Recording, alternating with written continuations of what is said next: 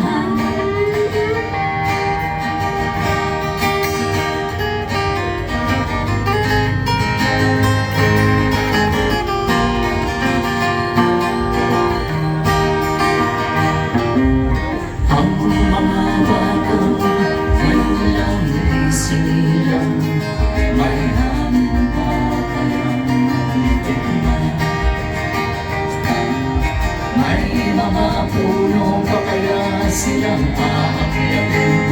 May mga ilong pa kaya alam yan.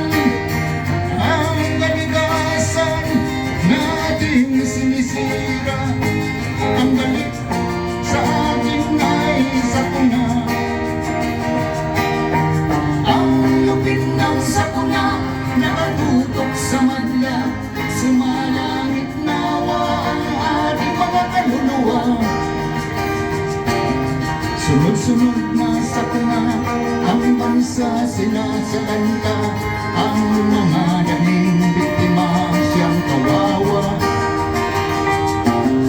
Sa kamulatan ang ating pag-asa at natatanging lunas sa problema. Ang lahat ng bagay na narito sa lupa, biyayang galing sa Diyos kahit nang ika'y wala pa. Ingatan natin at huwag nang sirain pa